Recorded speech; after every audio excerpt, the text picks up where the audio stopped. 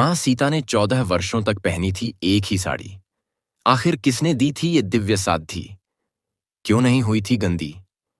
जाने दिलचस्प कथा इस वीडियो के माध्यम से। जब भी रामायण की बात होती है तो श्री राम के 14 साल के वनवास का जिक्र जरूर आता है।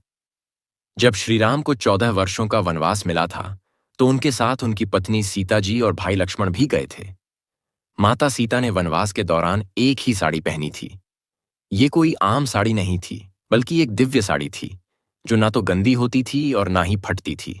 श्री राम अयोध्या के सबसे प्रिय राजकुमार थे, लेकिन जब महाराज दशरथ की पत्नी कैकेयी ने उनसे 2 वचन मांगे तो उन्होंने अपने दिल पर पत्थर रखकर श्री राम को 14 साल के लिए वनवास पर भेजने का फैसला किया।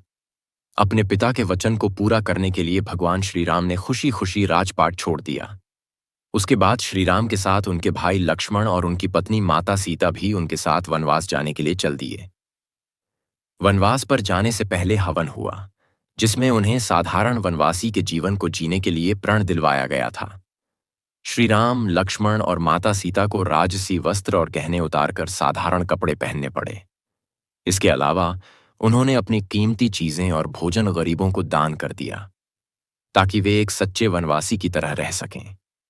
सीता मां को दिव्य साड़ी कैसे मिली?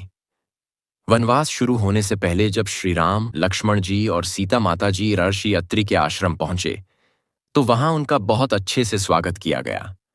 ऋषि अत्रि की पत्नी माता अनसुईया ने सीता मां को आशीर्वाद दिया और उन्हें एक खास साड़ी भेंट की। यह कोई साधारण साड़ी नहीं थी, बल्कि एक चमत्कारी साड़ी थी। इस साड़ी की खासियत क्या थी? माता अनसुईया ने जो साध्वी सीता जी को दी थी, उसमें सबसे खास बात यह थी कि साड़ी कभी गंदी नहीं होती था। चाहे जितनी भी धूल मिट्टी पड़े, यह साड़ी हमेशा साफ सुथरी और चमकदार बनी रहती थी। ऐसा कहा जाता है कि यह साड़ी कभी फटती नहीं थी। पूरे 14 साल तक इसे पहने रहने के बावजूद इसमें एक भी छेद या कट नहीं आया। आम कपड़े कुछ समय बाद पुराने हो जाते हैं, लेकिन यह साड़ी हर समय नई जैसी दिखती थी। इस साड़ी का रंग बहुत ही सुंदर हल्का पीला था, जो माता सीता पर खूब फबता था।